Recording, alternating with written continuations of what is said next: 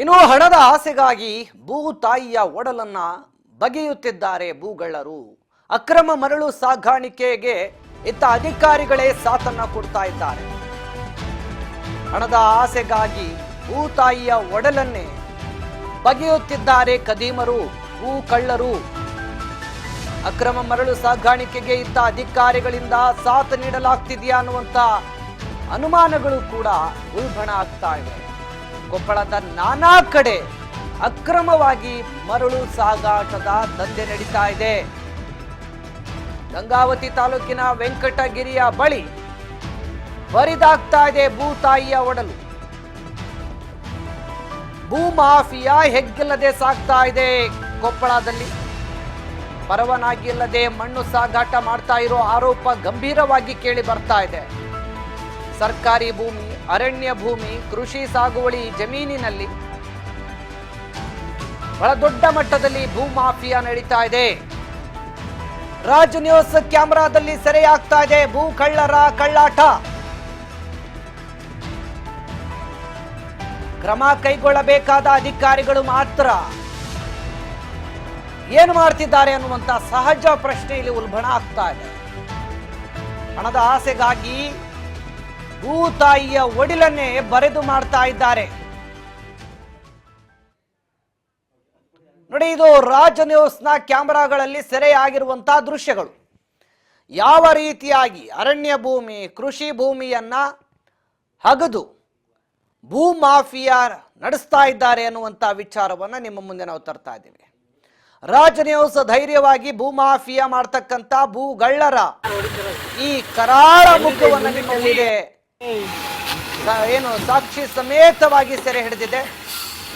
ನೋಡ್ತಾ ಇದ್ದೀರಿ ಯಾವ ರೀತಿಯಾಗಿ ಟ್ರಕ್ಕರ್ಗಳಲ್ಲಿ ಯಾವುದೇ ಪರವಾನಗಿ ಇಲ್ಲದೆ ಭೂ ಮಾಫಿಯಾ ನಡೆಸ್ತಾ ಇದ್ದಾರೆ ಎನ್ನುವಂಥದ್ದನ್ನು ವೀಕ್ಷಕರೇ ನೋಡಿ, ಇದರ ಇಂಚಿಂಚು ಮಾಹಿತಿಗಳು ನಾವೇ ಕೊಟ್ಕೊಂಡು ಹೋಗ್ತಾ ಇದ್ದೀವಿ. ಹಾಗೂ ಈ ವರದಿಯನ್ನು ರಾಜ್ ನ್ಯೂಸಿನ ದೊಡ್ಡ ಇಂಪ್ಯಾಕ್ಟು ಹಾಗೆ ರಾಜ್ ನ್ಯೂಸ್ ತಂಡದ ಇದು ಅತಿ ದೊಡ್ಡ ಕಾರ್ಯಾಚರಣೆ ಅಂತಲೇ ಹೇಳ್ಬೋದು. ಯಾಕಂದರೆ ಇಷ್ಟು ದೊಡ್ಡ ಮಟ್ಟದಲ್ಲಿ ಯಾರು ಇಲ್ಲಿವರೆಗೂ ಬರೋಕ್ಕೆ ಸಾಧ್ಯನೇ ಇಲ್ಲ.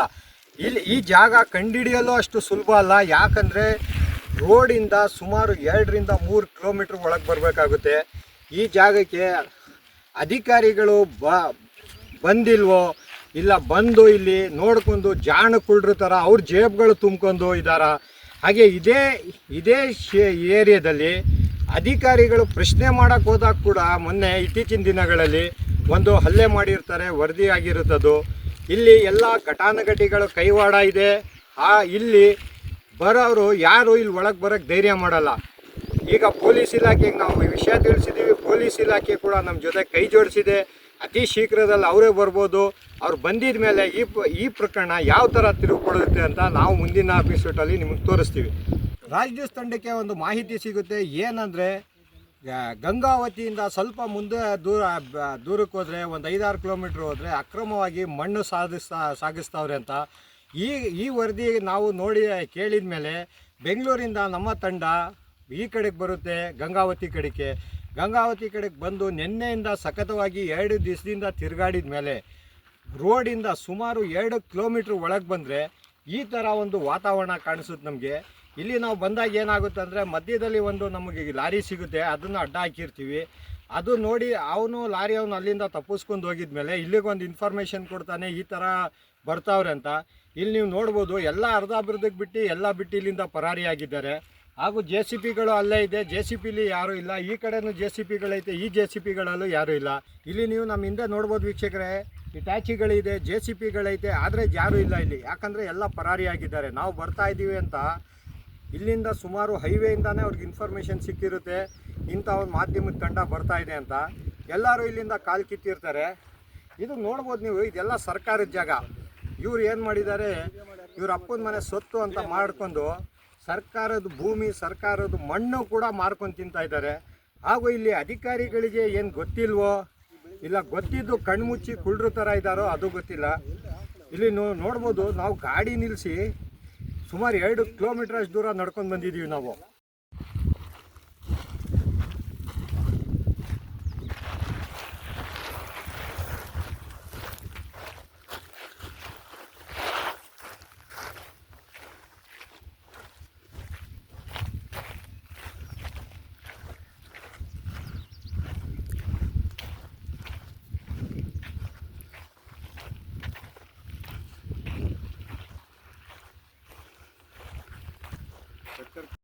ಇನ್ಫಾರ್ಮೇಶನ್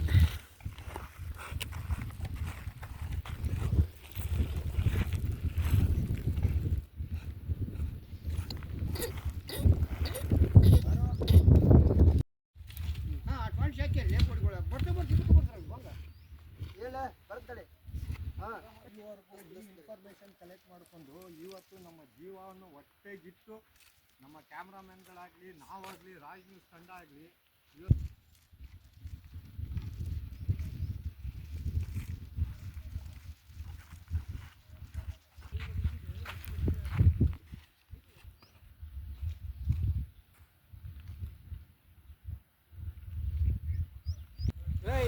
हाँ बोलो ಅಲ್ಲಿ ಮಾತಾಡ್ತಾ ಇರ್ಬೇಕಾದ್ರೆ ಕ್ಯಾಮ್ರಾದ ಪಕ್ಕ ಇರೋ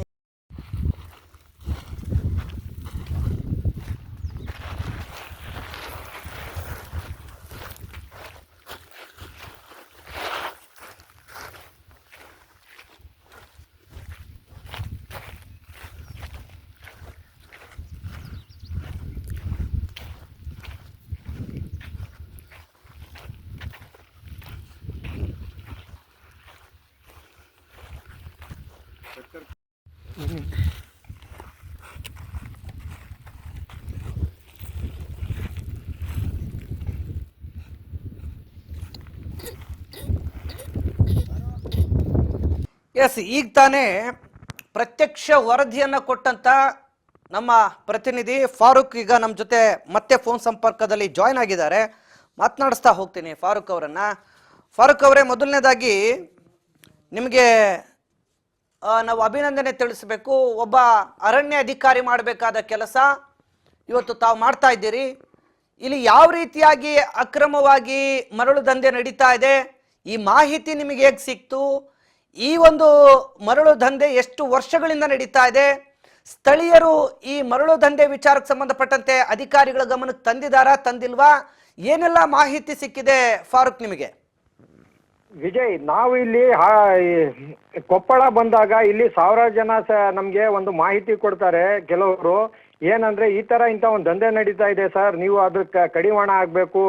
ಸುಮಾರು ಅಧಿಕಾರಿಗಳಿಗೆ ನಾವು ತಿಳಿಸಿದೀವಿ, ಆದ್ರೆ ಯಾರು ಈಗವರೆಗೂ ಇದಕ್ಕೆ ಕೈ ಹಾಕಿಲ್ಲ ಅಂತ ಒಂದು ಮಾಹಿತಿ ಸಿಗುತ್ತೆ. ಇದ್ರ ಜಾಳ ಹಿಡ್ಕೊಂಡು ಬಂದಾಗ ನಾವು ಹೈವೇಯಿಂದ ಸುಮಾರು 4 ಕಿಲೋಮೀಟರ್ ಒಳಗೆ ಬಂದಿದ್ಮೇಲೆ ನಮ್ಗೆ ಇದೊಂದು ಜಾಗ ಸಿಗುತ್ತೆ. ಈ ಜಾಗದಲ್ಲಿ ನಾವು ಬಂದಿದ ತಕ್ಷಣ ಟಿಪ್ಪರ್ ಲಾರಿಗಳು, ನೀವು ದೃಶ್ಯಗಳಲ್ಲಿ ಕಳಿಸಿ ನೋಡ್ಬೋದು, ಟಿಪ್ಪರ್ ಲಾರಿಗಳು ಅಲ್ಲಿಂದ ಹೊರಟೋಗ್ಬಿಡುತ್ತೆ. JCPಗಳು ಬಿಟ್ಟು ಅಲ್ಲಿಂದ ಪರಾರಿ ಆಗ್ತಾರೆ ಸರ್ ಅಲ್ಲಿಂದ. ವಿಜಯ್, ಅದೇ ಈಗ ಅವ್ರು ಏನು ಕಳ್ತನ ಮಾಡಿಲ್ಲ ಅಂತಂದ್ರೆ ಯಾಕೆ ಓಡೋಗಬೇಕು? ನಿಮ್ಮ ಕಣ್ಣು ತಪ್ಪಿಸಿ ಯಾಕೆ ಹೋಗ್ಬೇಕು? ರಾಜ ನ್ಯೂಸ್ ಕ್ಯಾಮ್ರಾ ಬರ್ತಿದ್ದಂಗೆ ಯಾಕೆ ಮರೆಮಾಚ್ಕೊಳ್ಬೇಕು? ಅಲ್ಲಿ ಏನೋ ತಪ್ಪು ನಡೀತಾ ಇದೆ, ಏನೋ ಅಕ್ರಮ ನಡೀತಾ ಇದೆ ಅನ್ನೋದಕ್ಕೆ ಇಷ್ಟೇ ಸಾಕ್ಷಿ ಸಾಕಲ್ವಾ? ವಿಜಯ್, ಹೌದು ವಿಜಯ್. ಇಲ್ಲಿ ನಾವು ನಾಗರಾಜನ್ನ ಅರಣ್ಯಾಧಿಕಾರಿಗಳಿಗೂ ಕಾಲ್ ಮಾಡ್ತೀವಿ. ಸುಮಾರು 2 ಗಂಟೆಯಿಂದ ನಾವು ಇಲ್ಲಿ ನಿಂತ್ಕೊಂಡು ಕಾಲ್ ಮಾಡ್ತಾ ಇದ್ದೀವಿ. ಫಸ್ಟ್ ನೆಪ ಹೇಳ್ತಾರ ಅವರು ಬರ್ತಾ ಇದೀವಿ ಅಂತ. ಅದಾದ್ಮೇಲೆ ಹೇಳ್ತಾರೆ ಇವಾಗ ಗಾಡಿಗಳಿಲ್ಲ ನಮ್ಮ ಹತ್ರ, 2 ಗಾಡಿ ಬೆಂಗಳೂರಿಗೆ ಹೋಗಿದ್ದೆ, ಹಾಗಾಗಿ ನಾವು ಬರಕ್ ಆಗ್ತಾ ಇಲ್ಲ ಅಂತ. ಕಳಿಸಿ, ನಮ್ ಕ್ಯಾಬ್ನೇ ಕಳಿಸಿ, ಬನ್ನಿ ನಾವೇ ಕಳಿಸ್ತೀವಿ, ಕ್ಯಾಬ್ ಕಳಿಸ್ತೀವಿ, ಬಂದು ಇಮಿಡಿಯೇಟ್ ಆಗಿ ಕ್ರಮ ತಗೊಳ್ಳಿ ಅಂತ ಹೇಳಿ ಫಾರೂಕ್ ಅವರೇ. ಆಮೇಲೆ ಸುಭಾಷ್ ಅನ್ನೋ ಒಂದು ಅರಣ್ಯ ಅಧಿಕಾರಿಗಳಿಗೆ ನಾವು ಕಾಲ್ ಮಾಡಿದಾಗ ಅವ್ರು ಹೇಳ್ತಾರೆ ನಮ್ಗೆ ಫಸ್ಟ್ ನೀವು ಗೌರವ ಕೊಟ್ಟು ಮಾತಾಡಿ ನಮ್ಗೆ, ನಾವು ಅದಾದ್ಮೇಲೆ ನಾವು ಬರ್ತೀವಿ ಅಲ್ಲಿ, ನೀವೇನ್ ಆರ್ಡರ್ ಮಾಡ್ತೀರಾ ಅಂತ ನಮ್ಗೆ ಪ್ರಶ್ನೆ ಮಾಡ್ತಾರೆ ವಿಜಯ್ ಅವರು. ಮತ್ತೆ ಅವ್ರೇನು ಈ ಸಂಬಳ ತಿಂತಿಲ್ವಂತ, ಸರ್ಕಾರಿ ಸಂಬಳ? ಹೌದು ವಿಜಯ್, ಇಲ್ಲಿ ಎಲ್ಲಾ ಅಧಿಕಾರಿಗಳು, ಎಲ್ಲಾ ವರ್ಗದ ಎಲ್ಲಾ ಡಿಪಾರ್ಟ್ಮೆಂಟ್ ಅವ್ರಿಗೂ ಇಲ್ಲಿ ವಾಸವಾಗಿರೋ ಜನ ಹೇಳೋ ಪ್ರಕಾರ ಎಲ್ಲಾರ್ಗು ರೋಲ್ ಕಾಲ್ ಹೋಗುತ್ತೆ. ಪ್ರತಿಯೊಬ್ಬರಿಗೂ ಈ ದಂಧೆ ಬಗ್ಗೆ ಗೊತ್ತಿದೆ. ಆದ್ರೂ ಗೊತ್ತಿಲ್ದೇ ಇರೋ ತರ ಜಾಂಡ್ರು ಕುರುಡು ತರ ಇದಾರೆ ವಿಜಯ್. ಇಲ್ಲಿ ಮುಖ್ಯವಾಗಿ ನಾವು ಇದೆಲ್ಲದನ್ನ ನೋಡ್ತಾ ಇದ್ರೆ ಫಾರೂಕ್ ಅವರೇ, ಸ್ಪಷ್ಟವಾಗಿ ಅರ್ಥ ಆಗುತ್ತೆ, ಒಂದು ಅಧಿಕಾರಿಗಳ ಕುಮ್ಮಕ್ ಮಾತ್ರ ಇಲ್ಲ ಇಲ್ಲಿ, ಅಲ್ಲಿನ ಸ್ಥಳೀಯ ಜನಪ್ರತಿನಿಧಿಗಳ ಕುಮ್ಮಕ್ಕೂ ಕೂಡ ಇದೆ ಅಂತೇಳಿ ಸ್ಪಷ್ಟವಾಗಿ ಗೊತ್ತಾಗ್ತಾ ಇದೆ. ಇದು ಎಷ್ಟು ವರ್ಷದಿಂದ ಈ ದಂಧೆ ನಡ್ಕೊಂಡು ಬರ್ತಾ ಇದೆ ಅನ್ನುವಂತ ಮಾಹಿತಿ ಸಿಕ್ಕಿದೆ ಫಾರೂಕ್ ನಿಮಗೆ? ವಿಜಯ್, ಇಲ್ಲಿ ನಾವು ವರದಿ ಮಾಡಕ್ ಬಂದಾಗ ಈ ದಂಧೆ ನಡೆಸ್ತಾ ಇರೋರು ರಸೂಲ್ ಅನ್ನೋರು.